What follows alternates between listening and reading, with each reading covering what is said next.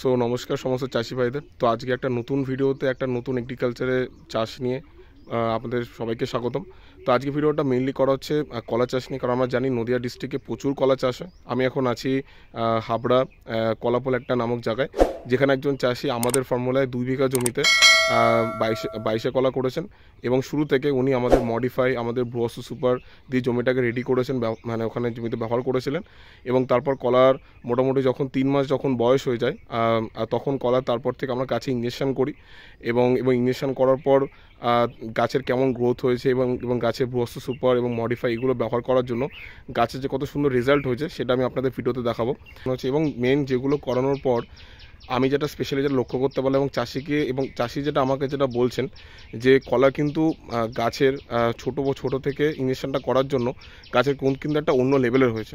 এবং আমি আপনাদের বলি, এই জমিতে দুটো জায়গা আমরা মানে জমিটাকে করেছি, ইঞ্জেকশন করেছিলাম। একটা যেটা কাঁধি যেটা অলরেডি চলেছে, এবং যে গাছে নতুন গাছ বসিয়েছে সেটাতেও আমরা ইঞ্জেকশনটা করিয়েছি।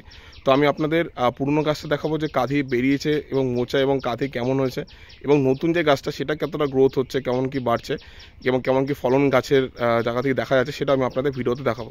তো ভিডিওটা দেখুন, ভালো করে দেখলে আপনি বুঝতে পারবেন।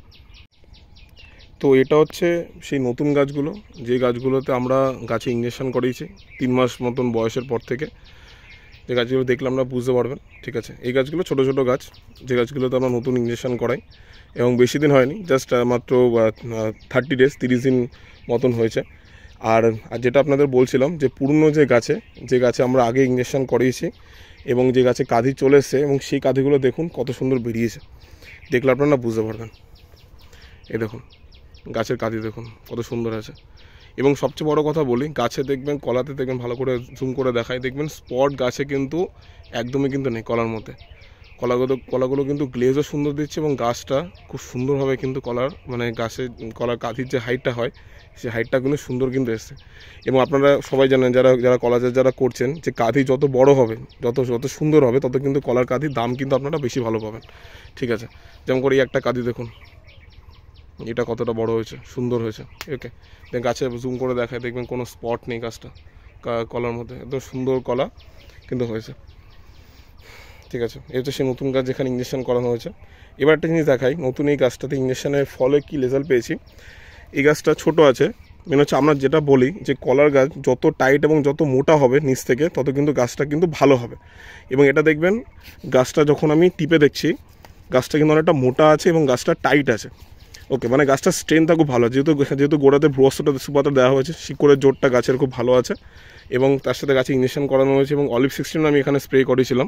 তার জন্য দেখবেন গাছটা কিন্তু খুব সুন্দরভাবে কিন্তু স্টিল দাঁড়িয়ে আছে।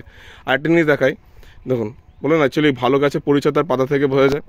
তেমন এটা দেখুন, এই গাছটা পাতা দেখুন, গাছের পাতা দেখবেন একদম ওই যে আপনার নর্মাল যে সিগাটোকা রোগ যে গাছে লেগেছে, ঠিক আছে, সিগাটোকা হোক বা গাছে যে আপনার পানামা রোগ যেটা বলে, তেমন কিন্তু গাছে কিন্তু একটা কিন্তু খুব আপনি কম দেখতে পারবেন, গাছে একদম বলতে পারে নেই বলতে গেলে।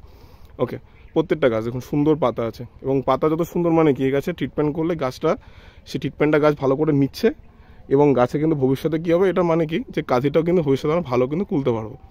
ওকে, যেমন ওই একটা কাঁধি দেখুন সামনে আছে, একটু জুম করে দেখাই, এই কাঁধিটা আরও বড় হয়েছে। ওকে, তো এমন করে যদি আমরা শুরু থেকে যদি কলা চাষ হোক, বা আপনি যদি মনে হচ্ছে আমি সবজি চাষে ব্যবহার করতে চাইছি, যে কোনো চাষ আপনি করবেন, আপনি শুরু থেকে যদি ট্রিটমেন্ট করতে পারেন যে কোনো গাছে, তা আপনি কিন্তু এত সুন্দর কিন্তু রেজাল্ট কিন্তু গাছে কিন্তু পাবেন।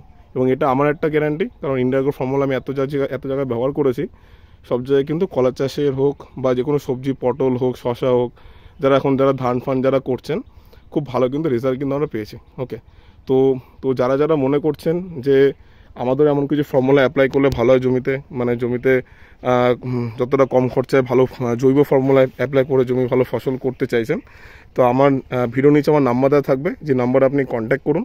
এবং আমার নাম সায়ন্তন শাহ। তো আপনি যখনই চাইবেন, বা আপনার যে আপনার জায়গা থেকে মনে হচ্ছে যেটুকু অল্প হোক বেশি হোক, যেটাতে চাইছেন ব্যবহার করে আপনি ইউজ করে দেখতে চাইছেন কতটা ভালো হয়, কতটা রেজাল্ট করা যেতে পারে, তো আপনি অবশ্যই আমাকে কন্ট্যাক্ট করবেন। তো থ্যাংক ইউ এভরিওয়ান। তো আজকে ভিডিওটা এইটুকু পর্যন্ত, নেক্সট ভিডিওতে দেখা হবে খুব ভেরি সুন।